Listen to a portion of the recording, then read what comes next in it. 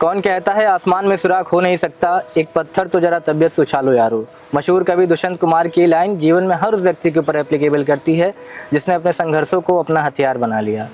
कभी गोरखपुर की गलियों में घूम घूम कर मोमबत्ती बेचने वाला एक शख्स जिसने मुंबई के एक महानायक को, एक अभिनेता को गोरखपुर ला करके अपना ब्रांड एम्बेसडर बना दिया। स्वागत करते हैं आज हम अपने इस कार्यक्रम में, और आज के इस कार्यक्रम के हमारे मेहमान हैं जगमग गोल्ड इंडस्ट्रीज के मालिक उमेश कुमार जी। उमेश जी, आपका स्वागत। नमस्कार। उमेश अग्रवाल जी कौन है? में बैठे हुए हैं जो कि मच्छर और माफिया से मुक्त है। तो त्योहार आप वृद्धाश्रम में मनाते हैं और बड़ा उमेश अग्रवाल बन, यहाँ सबको नेता बनने की।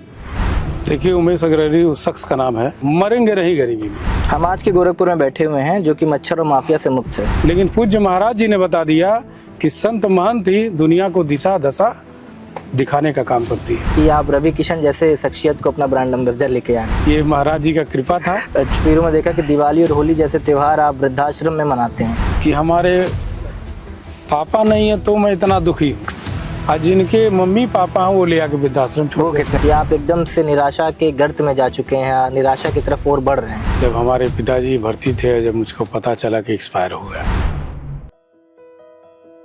तो हमारी टीम आपके बारे में रिसर्च कर रही थी, तो हमने आपके संघर्षों की कहानियां जानी कि कैसे बचपन में पिता का छाया छिन जाने के बाद आप बड़े संघर्षों से गुजरते हुए, स्कूल की पढ़ाई छोड़ते हुए आज यहाँ तक आए हैं। तो हमारे दर्शकों को अपनी शुरुआती जीवन के बारे में बताने की कोशिश करिए, चेष्टा करिए कि उमेश अग्रवाल जी कौन है। देखिए, उमेश अग्रवाल उस शख्स का नाम है जिन्होंने बचपन में ही अपने पिताजी को खो दिया और ज़मीन पे दुनिया और समाज को समझते हुए यहाँ तक का रास्ता तय किया। क्योंकि जब आपके पास गरीबी होती है, पेट में भूख होता है, तो आपको दुनिया में सिर्फ पैसा के अलावा कुछ भी नहीं दिखाई देता। मुझे याद है कि मैं 6 में पढ़ रहा था, तभी हमारे पिताजी एक्सपायर हो गए और 2 टाइम का खाना भी हमारे घर में नसीब होना मुश्किल हो गया था। तो मैंने जीवन में एक तय किया कि कुछ न कुछ ऐसा करना है कि जो आने वाले युवाओं को एक प्रेरणा दे सके और मेरा भी जीवन सफल तरीके से चल सके। और मतलब समझ लीजिए, पैदा तो गरीबी में ज़रूर हुए हैं, लेकिन मन में एक संकल्प था, मरेंगे नहीं गरीबी में। ये भाव मेरे मन में हमेशा रहता था।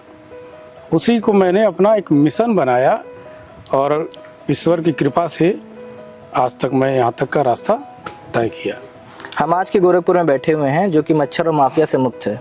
तब बाहुबलियों के ज़माने में बिजनेस करने की सोच कैसे आ गई? बाहुबलियों के ज़माने में जब मैं मोमबत्ती झोले में लेके पूरे शहर में घूमता था, तो उस समय बड़े बड़े बाहुबली थे, मैं नाम नहीं लेना चाहता। बिल्कुल।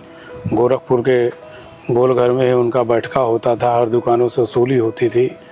सपा की सरकार भी मैंने देखी है, बसपा की सरकार भी मैंने देखी है, और जब से पूज्य महाराज जी की सरकार आई तब लगा कि हाँ, जीवन ऐसा भी हो सकता है।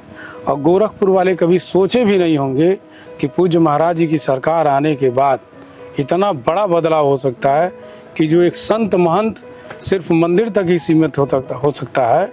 ये समाज की सोच थी कि कोई भी संत महंत सिर्फ समाज तक रहता है, लेकिन पूज्य महाराज जी ने बता दिया कि संत महंत ही दुनिया को दिशा दशा दिखाने का काम करती है। पूर्व के 2 प्रश्नों में हमने बात की कि बचपन में ही आपने व्यापार करने का सोच लिया और इतनी बड़ी कंपनी स्टैब्लिश कर ली। वो कौन सा ऐसा मोड़ था, वो कौन सा ऐसा पल था जिस समय आपने सोच लिया कि अब शिक्षा दीक्षा नहीं करनी है, व्यापार में ही जाना है? मैं पहले ही आपको बता चुका हूँ कि गरीबी के कारण मैंने अपना शिक्षा नहीं, वो एक स्कूल वाला किस्सा, स्कूल वाला किस्सा हम जानना चाह रहे हैं। स्कूल वाला ये था कि भाई मान लीजिए मैं स्कूल में गया जी, तो मेरे पास 15 अगस्त का दिन था, शर्ट भी नहीं था, तो 2 दिन पहले ही हमारे मास्टर साहब ने समझा दिया कि अगर आप ड्रेस में नहीं आ सकते हैं तो स्कूल में घुसिएगा मत। तो मैंने अपने शिक्षा को उसी दिन तिलांजलि दे दिया कि भाई जिस दिन ड्रेस भी मेरे पास नसीब नहीं था और स्कूल में घुसने के लिए मना कर दिया गया, तो उसी दिन मेरे मन में भाव आ गया कि अब ऐसा दिन भगवान किसी के नसीब में ना आवे, वो मैं अपने जीवन में बदलाव लाया। तो कॉपी किताब कलम को त्याग करके कपूर का बिजनेस करने का आइडिया कैसा आया? मोमबत्ती का बिजनेस का आइडिया कहाँ से आ गया? मतलब बिजनेस ही करना है तो मोमबत्ती का इसलिए आइडिया कि हमारे एक रिलेशन में थे जी, मैं, हमारी बुआ का घर था, उनका वहाँ मोमबत्ती बनता था, तो मैं आता जाता था, स्कूल से पढ़ाई करके आता था जाता था। तो देखते देखते मेरे मन में भाव आया कि उस समय लाइट की दशा थी ही नहीं, पूरे शहर में लाइट होता नहीं था, तो कैंडल की बिक्री ज़्यादा हुआ करती थी जी। तो मैं उसी को देख के खुद इंडस्ट्री डाला। और मैं बता दूं 98 में जब बाढ़ आया था गोरखपुर में, जी जी। 1998 में, तो 4 दिन तक पूरे गोरखपुर में लाइन नहीं था। अच्छा। पूरे 4 दिन तक, पता कर लीजिएगा आप लोग। और पूरा मेरा काम ही यही था कि मोमबत्ती बनाना बेचना। तो उस समय मुझको काफ़ी अच्छा लगा, तो मुझे दिमाग में आया कि इंडस्ट्री ही सफलतम रास्ता यही है, व्यापार ही सफलतम रास्ता है। तो मेरे दिमाग में आया, उसी समय अपना इंडस्ट्री कैंडल का डाला। और 2010 आते आते मैंने कपूर का डाल दिया। तो जगमग नाम कहाँ से आ गया? जगमग मैं वैसे ही वही छत पे सोया था, बताया कि उस समय लाइट उड़ नहीं रहता था छत पे, या बाहर लोग ज़्यादातर सोते थे, आसमान पे देखा भाई तारे जगमग जगमग, तो मेरे दिमाग में आया अपने ब्रांड का नाम जगमग ही डालूंगा। और सबसे बड़ा बदलाव मैंने क्या किया कि उस टाइम कैंडल का कोई ब्रांड नहीं हुआ करता था। जी जी जी। मैंने ब्रांडिंग का काम किया, और जिस क्षेत्र में मैं आया सब में मैं बदलाव लाया। ब्रांडिंग का काम किया तो लोग मुझे बहुत आलोचना किए कि आप ब्रांडिंग कर रहे हैं, इतना पैसा खर्चा कर रहे हैं, कार्टून का क्या वैल्यू है कि आप गत्ता इतना बढ़िया प्रिंट करा रहे हैं। लेकिन उससे मेरा ब्रांड पिकअप पकड़ लिया मार्केट में। तो आपके बिजनेस में युवाओं के लिए मैं बताऊंगा कि ब्रांडिंग बहुत मायने रखता है। आपको ब्रांडिंग पे ध्यान देना ही देना है। निरंतर अपने पूरे ब्रांड को किस तरह के से प्रचार प्रसार करें कि हमारा ब्रांड 1 नंबर पे जाए, तभी आपका विकास हो सकता है। देखिए, MBA की बड़ी बड़ी महंगी महंगी क्लासेस में जो चीज़ हम सीखते हैं वो हमें एक जीवंत व्यक्ति से ही सीखने को मिलता है। इसी को शायद अनुभव और एक्सपीरियंस कहते हैं। उमेश जी, आपको कभी ऐसा लगता है कि यदि आपकी शिक्षा थोड़ी सी ज़्यादा हुई होती, मतलब आपको मौका मिला होता पढ़ाई का, तो आज आप और कुछ बेहतर कर सकते थे? बिल्कुल, मैं मानता हूँ कि मेरे जीवन में ये कमी कह लीजिए, गलती कह लीजिए कि मैंने नहीं, गलती तो नहीं कह सकते, कमियां ही कही जा सकती हैं। हायर एजुकेशन नहीं लिया, मैं मानता हूँ, लेकिन ठीक है, ईश्वर ने जिस योग्य बनाया है, जो उसकी इच्छा थी उसने मुझे दिया, मैं उसको स्वीकार करता हूँ। और आने वाले युवाओं के लिए भाई परिस्थितियाँ कैसी भी हो, लेकिन घबराना नहीं चाहिए, और धीरे धीरे ही अपना तरक्की का रास्ता आगे बढ़ता है। आजकल के युवा क्या हो रहा है ना, घबरा जा रहे हैं जी। वो थोड़ा सा 2 साल काम किए, असफलता हाथ लगा तो उसको छोड़ के पीछे हट जा रहे हैं। मैं बता दूं कि मैं लगातार 10 साल तक बहुत संघर्ष किया अपने व्यापार के लिए। आप मार्केट में आते हैं तो आपकी तमाम आलोचनाएं होती है, जी जी जी। ये बंदा सही नहीं है, तमाम तरह की शिकायतें लोग करते हैं, क्योंकि कोई भी बड़ा मछली छोटे मछली को आगे नहीं जाने देगा। तो आपको बड़ा बनना पड़ेगा, और आपके लिए कोई दूसरा नहीं खड़ा होगा, आप स्वयं खड़ा होंगे। जब आप अपने खुद के लिए खड़ा होते हैं तो ईश्वर भी आपका पूरा मदद करता है। आपका व्यापार कहीं ना कहीं सात्विकता और सनातन धर्म के आसपास है। एक अनूठा प्रयोग आपने किया। अमूमन हम जितने भी ऐसे प्रोडक्ट देखते हैं उसमें ईश्वर और भगवान की तस्वीरें या चित्र लगे होते हैं, तो उनको हटा करके आपने अपना ब्रांड एस्टेब्लिश किया। इस पे थोड़ा सा हमें बताने की। ये भाव मेरे मन में तब से आया जी, क्योंकि मेरा मोमबत्ती का काम था, तो मैं अगरबत्ती वाले ही दुकान पे जाता था जी, जहाँ अगरबत्ती मोमबत्ती बिकता हो आमतौर पे। तो मैं सब अगरबत्ती वाले पैकेट पे देखता था भगवान का तस्वीर। जी। अब आप ही बताइए, जिस भगवान के लिए मैं प्रार्थना करता हूँ, पूछता हूँ, और फिर उस रैपर का लिख दिया जाता है प्रवाह करें, कहाँ कोई जाएगा प्रवाह करने? सही बात है। आप फेंकेंगे, पैर के नीचे पड़ेगा, तो आप जितना पूजा का पुण्य नहीं मिलेगा उतना पाप मिलेगा। इस भाव से मैंने बहुत एक लंबा समय लगा अपने व्यापारी भाइयों को समझाने के लिए। जब मैं जगमग गोल्ड कपूर लाया तो लोगों ने कहा ये कौन नाम है, कोई भगवान का नाम होना चाहिए। मतलब मेरे भाई, भगवान हृदय में होता है, उसका आप रैपर बना के पैरों तरह रौंदेंगे, कौन सी बहुत बहादुरी का काम हुआ। तो मैंने काफ़ी इसके लिए मेहनत किया, सभी व्यापारियों को समझाया, तब जाके धीरे धीरे मेरा ब्रांड ऊपर आया। लोगों को समझ में आया कि भाई बात सही है कि आप भगवान का पूजा करते हैं, और उन्हीं का फ़ोटो छपवा के कहाँ रैपर फेंकेगा कोई भी। ये बात काफ़ी लोगों को मतलब हृदय से समझ में आ गया कि ये बात एकदम 100% सही है।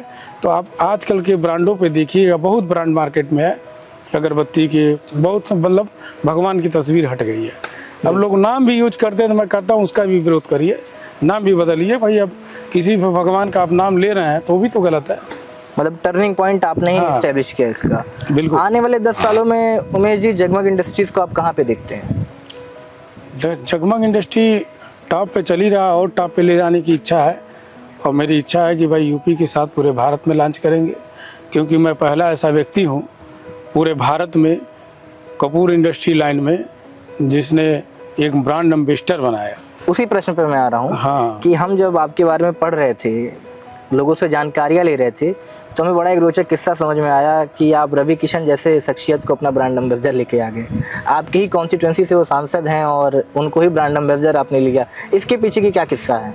इसके पीछे ये देखिए, हमारे माननीय सांसद जी एक धार्मिक व्यक्ति हैं जी, और हमारे पूज्य महाराज जी का हमारे पे आशीर्वाद है जी, कि उन्हीं के कहने पे और हमारे सांसद जी भी हमारा पूरा सहयोग किए, जी, तब जाके मैं उनको ब्रांड एम्बेसडर बनाया। आजकल ब्रांड एम्बेसडर बनाना कोई सस्ता काम नहीं है।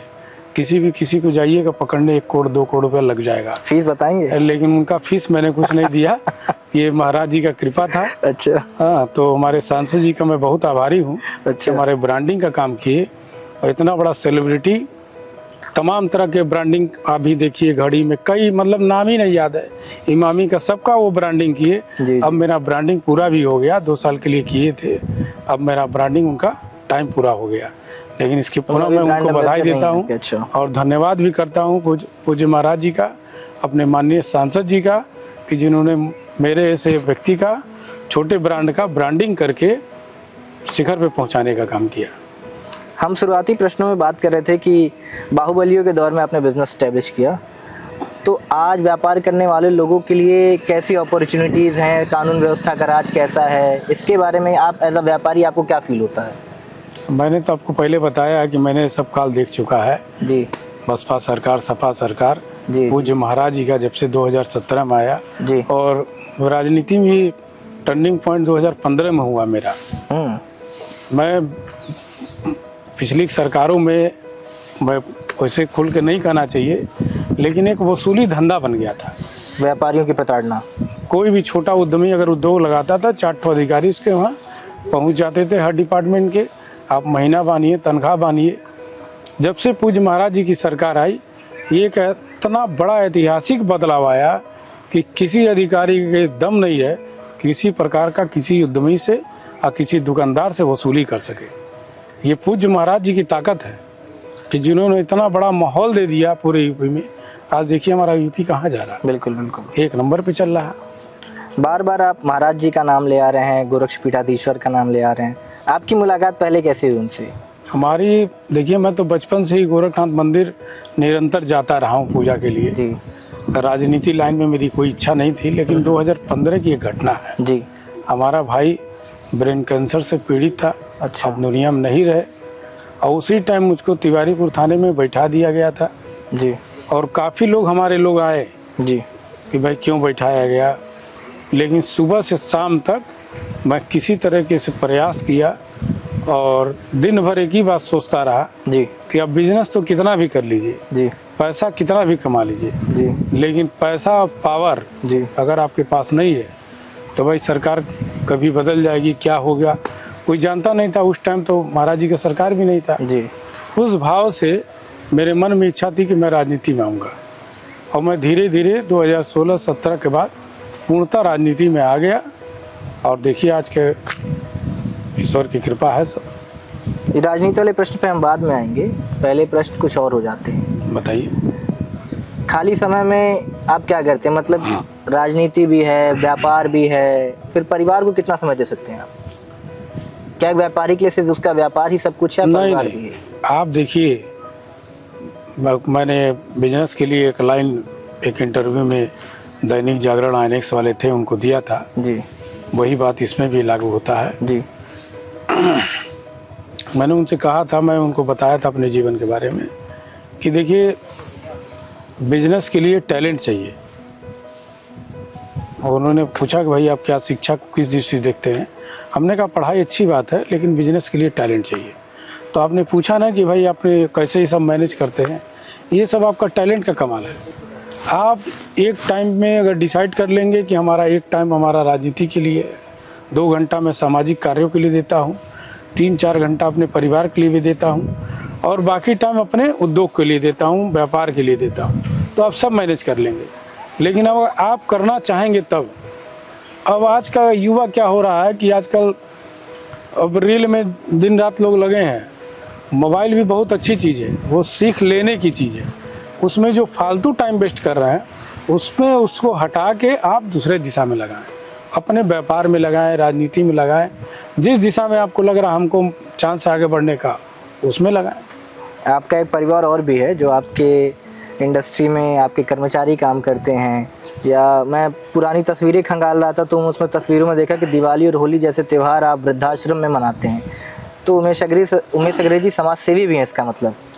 बिल्कुल, लगभग 7-8 साल पहले की बात है जी। हम दुर्गेश भैया वृद्धाश्रम में गए थे जी। दुर्गेश बजाज जी के साथ। अच्छा। वो वहाँ पे गोरखनाथ के आगे उस टाइम हुआ करता था, अब इस टाइम बड़गो में है। अच्छा। तो मैं कभी वृद्धाश्रम में गया नहीं, और जब मैं गया तो बहुत दुखी हुआ कि हमारे पापा नहीं है तो मैं इतना दुखी हूँ, आज जिनके मम्मी पापा हैं वो ले आके वृद्धाश्रम छोड़ वो कितने दुखी हैं। वो कितने दुखी हैं। सही बात है। तो प्रकृति हम लोग को सिखाती भी है कि हम लोग जब कहीं जाते हैं वहाँ से ज्ञान भी मिलता है। तभी से मेरा बहुत मन लग गया और ईश्वर की कृपा से मैं वृद्धाश्रम में उसी के टाइम से, चाहे दिवाली हो होली हो, जाता रहता हूँ। और जो भी अपने सामर्थ्य अनुसार उनकी थोड़ा बहुत ज़रूरतें हैं, बाकी तो हमारी सरकार के द्वारा सब पूरा किया ही जा रहा है, लेकिन फिर भी अपने एक नागरिक होने का नागरिक होने के नाते मैं ले जाकर वहाँ अपना नागरिक होने का फर्ज तो आपने अदा कर दिया। और एक चीज़ हम और रिसर्च ही कर रहे थे, क्योंकि किसी व्यक्ति के बारे में जानने से पहले उसके बारे में रिसर्च कर लेना काफ़ी ज़रूरी है। सही है, सही है। तो भाजपा के कार्यकर्ता का देहांत हो गया था और वो किस्सा मुझे बिल्कुल पता नहीं है और याद भी नहीं है। तो उस टाइम जब सबने हाथ खड़े कर लिए तो उस वक्त उमेश अग्रवाल उनके घर में उम्मीद की एक आस बन करके गए थे। वो किस्सा भी जानना चाहूँगा मैं। हाँ, आप याद हमको दिलाएं तो याद आ गया जी। 2022 के चुनाव से पहले की बात है जी। एक बूथ अध्यक्ष था। चूँकि मैं राजनीति में आया, मैंने बताया ना, मैं सब जगह सीखता बिल्कुल, हूँ, बिल्कुल। जाता हूँ, देखता हूँ, ये टैलेंट का ही कमाल है। तो वो फर्टिलाइजर का उद्घाटन था जी। वहाँ के एक सूरज शाह नाम शायद तिवारीपुर के थे, नाम याद है। जी जी जी। तो वो एक्सपायर हो गए। हमारे साथी लोग बताए, महानगर के अध्यक्ष थे पूर्व देवेश श्रीवास्तव जी, उनका भी देहांत। हाँ, स्वर्गीय। तो उन्होंने हमको बताया, तो उन्होंने कहा कि उमेश आपका इतना होर्डिंग प्रचार में ब्रांडिंग में खर्चा होता है, ऐसी सी बात हो गई जी। तो मैं गया था घर पे उनके मिलने। मैं देखा छोटी छोटी बच्चियां थी, 3 बच्चियां थी और अल्प समय में बेचारे का एक्सीडेंट हो गया। तो मैंने उस तुरंत ही उनको 50,000 रुपये निकाल के उनका सहयोग किया। और सहयोग का अर्थात ये भी था कि बहुत से लोग सिर्फ उस टाइम फेसबुक पे डालते थे विनम्र श्रद्धांजलि। भाई देखिए आप, ठीक, अच्छी बात है, सबके प्रति अपनी भावना व्यक्त करने का अधिकार है, करता भी व्यक्ति है। लेकिन मेरा मानना है कि अगर आप समर्थवान हैं और आप थोड़ा सा किसी का मदद कर दीजिएगा, उसका भला हो जाए तो क्या बुरा है। फिर उसके बाद हमारे महाराज जी भी 5 लाख भिजवाए थे। अच्छा। बाकी काफ़ी लोग भी मदद किए थे। तो ठीक है, मदद करना चाहिए। वो थे, फिर एक जने और थे, वो एक्सपायर हो गए थे, उनके बाद भी मैं गया था, 25,000 दिया था, सूरजकुंड के आगे थे। अच्छा। तो मदद जरूर करना चाहिए भाई। कोई अगर अल्प समय में चला गया तो मदद की भावना ईश्वर की कृपा से मेरे अंदर बचपन से ही रही है और आज भी वही भावना से काम करता हूँ। उमेश जी, एक सफल व्यवसायी, सफल पारिवारिक व्यक्ति और समाज सेवी होने के बाद कभी जीवन में आपको ऐसा अनुभव हुआ या फील हुआ कि जीवन में अब सब कुछ छूट रहा है, या आप एकदम से निराशा के गर्त में जा चुके हैं या निराशा की तरफ और बढ़ रहे हैं? वो जीवन में मेरे पास एक ही पल था जब हमारे पिताजी भर्ती थे, जब मुझको पता चला कि एक्सपायर हो गया। अच्छा, ये कब की बात होगी? ये हमारा, हमको लग रहा है कि मैं बताया जब मैं 6 में पढ़ रहा था, मतलब शुरुआती जीवन 6-7 में, तभी उसी टाइम की बात है। उसके बाद मैंने समझ गया कि जो भी होता है ईश्वर की देन है और हमको स्थिति कितना भी बुरा हो जाए, विपरीत हो जाए, लेकिन घबराना नहीं है, पीछे हटना नहीं है। बाकी ईश्वर जो दे सब स्वीकार है। भगवान रोटी के साथ सब्जी दे वो भी मंजूर है, दाल रोटी दे वो भी मंजूर है। अभी आपने एक बड़ी अच्छी लाइन कही कि घबराना नहीं है।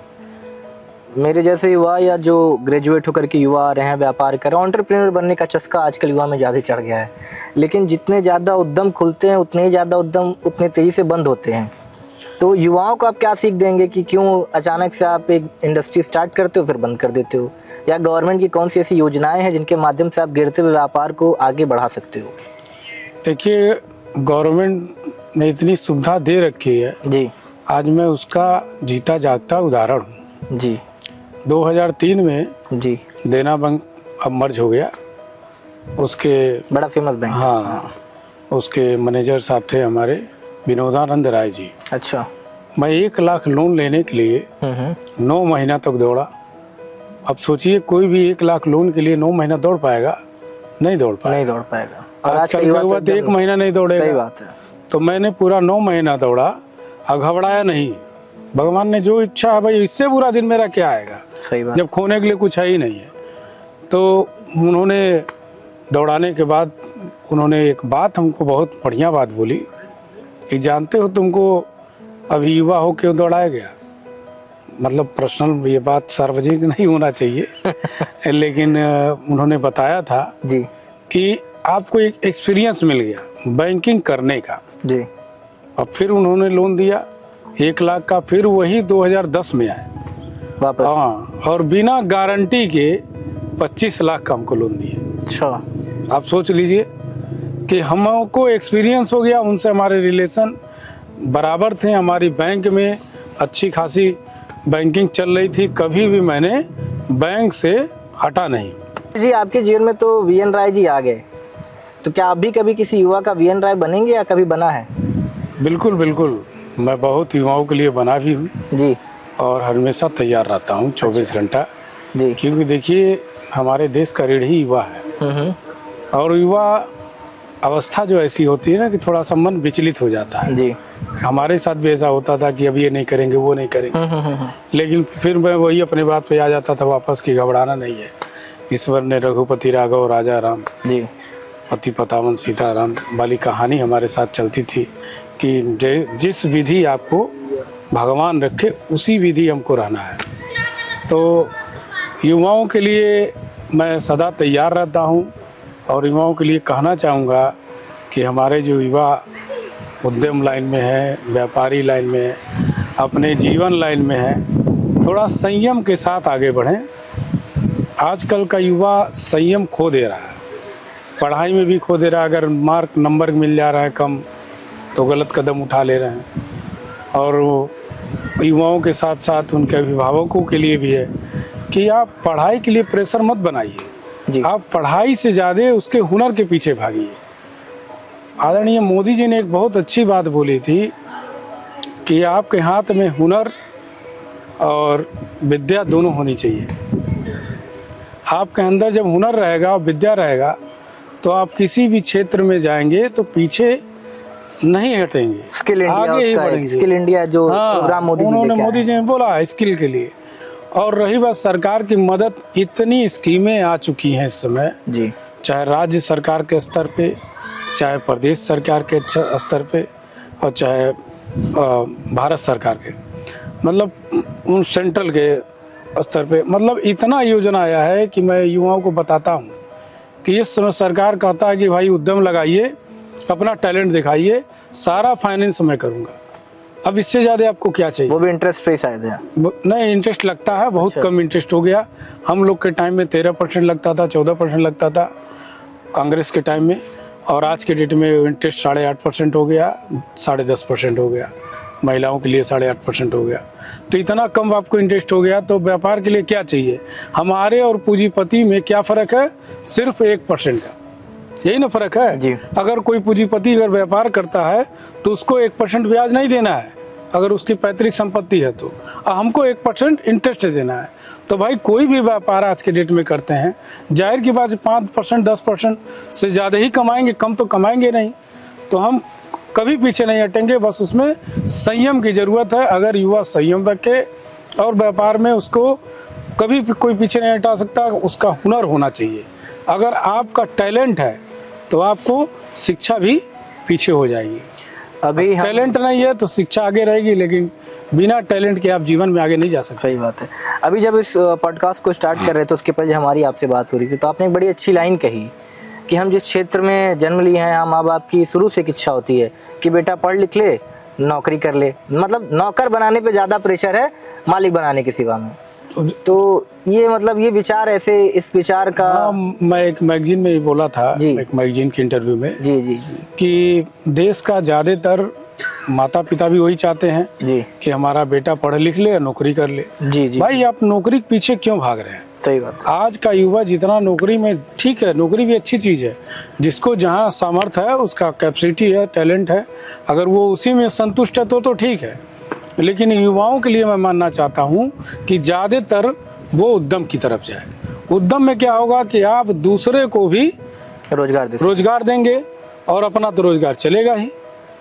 और अब युवा पढ़ाई इस लक्ष्य से करता है कि मैं ये एजुकेशन पूरा कर लूँ तो नौकरी बन जाऊँ। अब उसको नौकरी नहीं मिल रहा है तो फ्रस्ट्रेशन का शिकार हो जा रहा है। सही बात, वो गलत कदम उठा ले रहा है। आपने कितने लोगों को रोजगार दिया उमेश जी? हम तो इस समय अभी प्रेजेंट टाइम में तो हमारे अंडर में लगभग मान के चलिए 35 से 40 लोग रहते हैं और इनडायरेक्टली लोग 50 लोग से ऊपर ही हैं।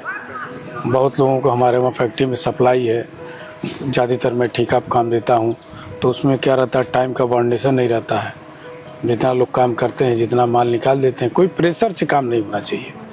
और बाकी अपना समय है तो फैक्ट्री समय से खुलती बंद होती है। आप उम्र में जाहिर सी बात है मुझसे बहुत बड़े हैं, एक अभिभावक के तौर पे मैं आपसे वो चीज़ जानना चाहूँगा जो उम्र आज मैं जी रहा हूँ। यदि उमेश जी 20 साल पहले मेरी उम्र में वापस आएँ तो खुद को क्या ऐसी सीख देना चाहेंगे या क्या ऐसा चीज़ बताना चाहेंगे कि आगे इस उमेश अग्रहरी से और बड़ा उमेश अग्रहरी बन सकेंगे? अब भाई इस अग्रहरी बनने के लिए तो मैं आपको ये नहीं कहूँगा कि वो स्थिति में जाइए, क्योंकि मैंने वो स्थिति झेला है, देखा है।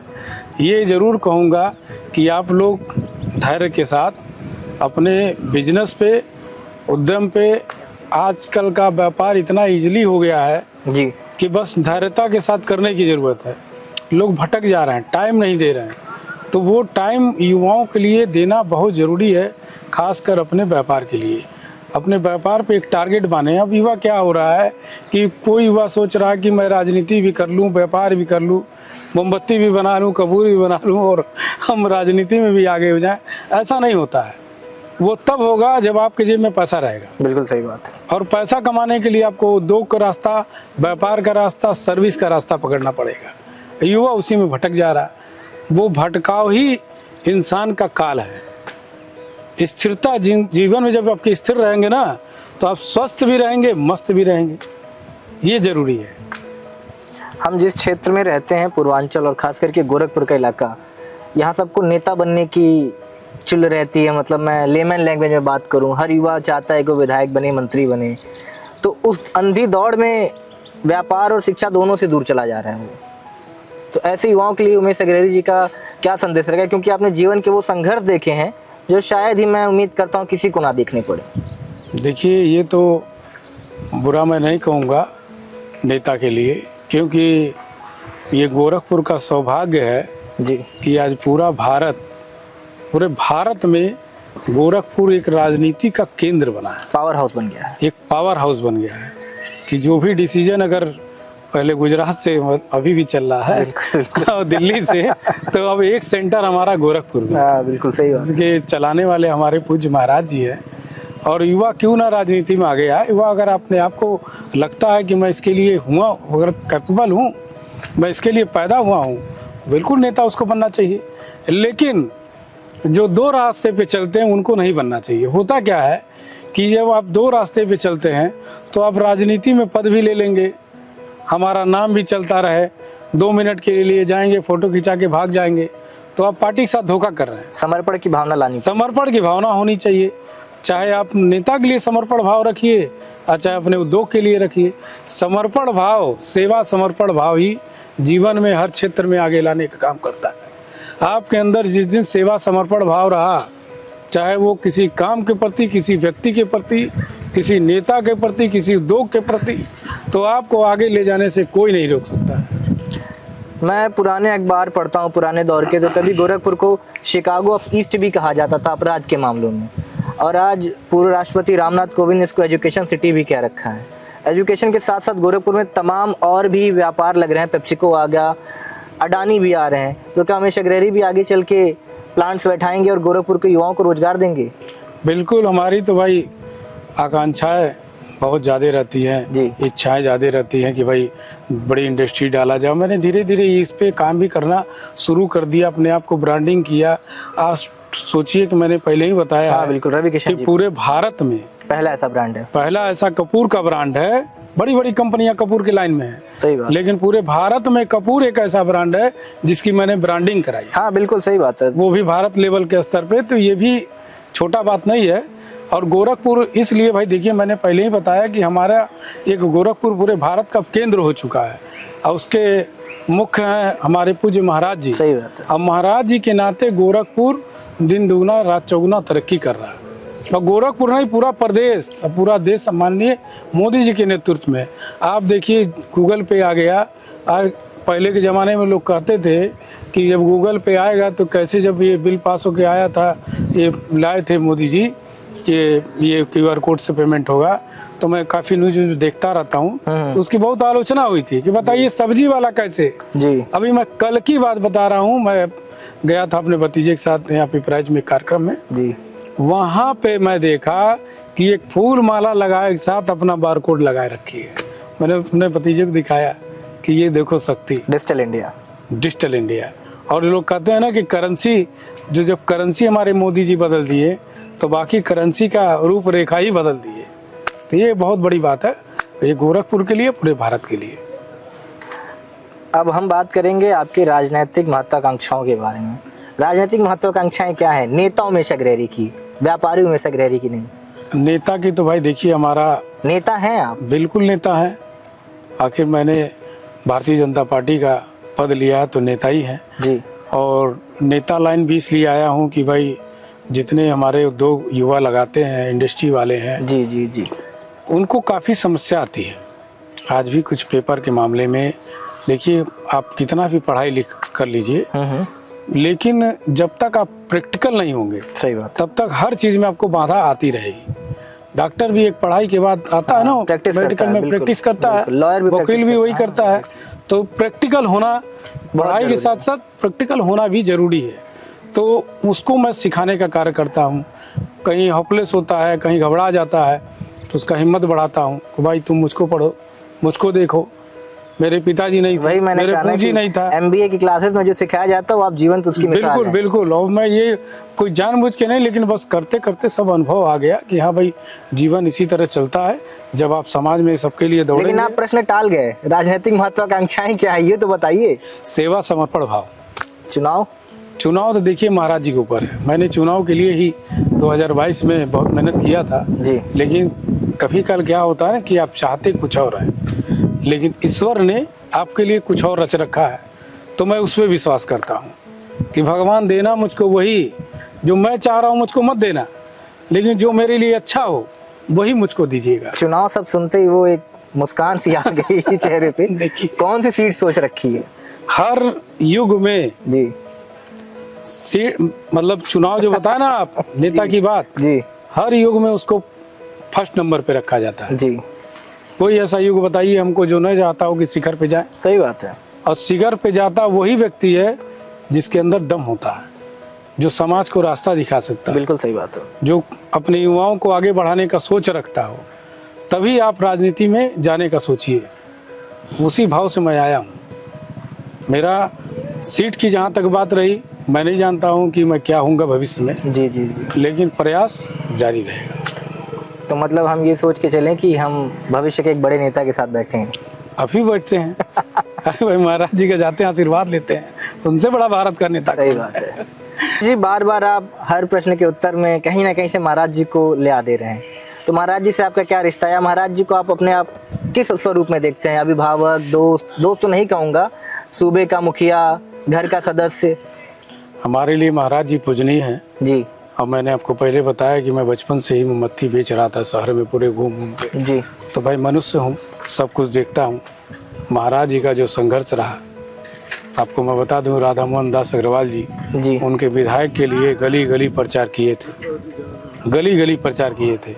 उस टाइम से मैं देख रहा हूँ जी। 2006 की घटना है, 2007 की जी, कि एक हमारे खूनीपुर में एक मर्डर हो गया हमारे ही बिरादरी का। हाँ, वो अखबार में पढ़ा था मैं। हाँ, अब सोचिए महाराज जी उसके लिए जेल चले गए। वो किसी जात बात पंक्त नहीं देखते हैं। मत मजहब से ऊपर। हाँ, उससे ऊपर है वो। अब मैं तब से मैं बताया ना, गोरखनाथ मंदिर में हर मंगलवार को बचपन से ही जाता रहा।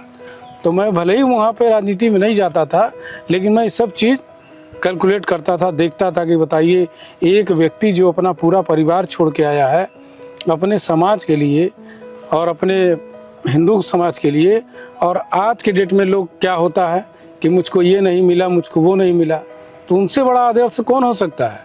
जिनको किसी प्रकार का लालच नहीं है, एक दूसरे कलर का कपड़ा भी नहीं पहनते हैं, उनसे भी सीखना चाहिए हम लोग को धैर्यता क्या चीज़ होती है। इसलिए मैं उनको अपना आदर्श मानता हूँ। अब जब हमने अपने टीम वालों को ये बताया कि हम एक ऐसे व्यापारी नेता का इंटरव्यू लेने जा रहे हैं, तो उनके तरफ से भी कुछ क्वेश्चंस है जिसका आपको उत्तर 1 से 2 शब्दों में देना है। रैपिड फायर कहेंगे इसको हम। स्टार्ट करते हैं रैपिड फायर। ठीक है। तो आपके लिए व्यापारी क्या है? व्यापारी हमारे लिए देवता है।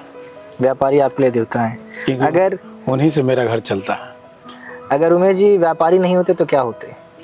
व्यापारी नहीं होते तो मैं भी कहीं नौकरी करता अपना पेट पालने के लिए। आपको मतलब पॉलिटिक्स ज़्यादा पसंद है, व्यापार ज़्यादा पसंद है? पहले तो व्यापार पसंद है, लेकिन अब व्यापार से जब टाइम मिला तो मैं पॉलिटिक्स में सेवा समर्पण भाव देता हूँ। घूमना कहाँ पसंद है, देश में या विदेश में? बस जहाँ नेचर ले जाऊँ वहीं जाना चाहता हूँ। बाइक या कार? मतलब कारों का कलेक्शन हमने देखा आपके घर पे, तो बाइक का शौक तो नहीं होगा? नहीं, कार मुझको चलाने नहीं आता है। कहीं दूर जाते हैं तो कार से ही जाते हैं, बाकी तो मुझको स्कूटी चलाना अच्छा लगता है। सारे श्रोताओं के लिए आपका एक संदेश हो जाए।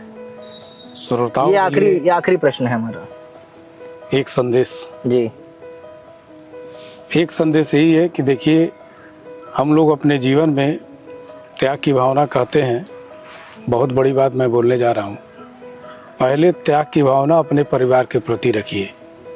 आपका भाई हो, आपकी बहन हो, आपकी भाभी हो, कोई भी पारिवारिक सदस्य हो, अगर मुझसे आर्थिक रूप में कमज़ोर है, जो सही व्यक्ति हो, ये नहीं कि बहुत से भाई ऐसे भी होते हैं जो ठीक नहीं होते हैं, लेकिन जो सही है, आर्थिक रूप से कमज़ोर हैं, किसी भी प्रकार की उनको दिक्कत है, पहले उनका मदद करिए। दूसरे पे आता हमारे मित्र यार, और तीसरे पे आता हमारा पूरा समाज। ये 3 लाइन जीवन में अपने जरूर ऐड करिए, क्योंकि कहा गया है कि कोई काम शुरू करने से पहले बाहर के देवी देवता पूछने से पहले अपने घर के देवी देवताओं को पूछिए, उसके बाद ही घर से बाहर निकलिए। कहानी उमेश अग्रहरी जी की, और जैसा कि आपने देखा कि सफलता एक दिन में नहीं आती, कई सालों के ग्रेजुअल संघर्ष के बाद आती है। तो उमेश जी, हम आपका धन्यवाद करते हैं, आपने अपना कीमती समय हमें दिया। बहुत बहुत धन्यवाद। और अगले एपिसोड में हम फिर मिलेंगे द खबरपुर के साथ। धन्यवाद।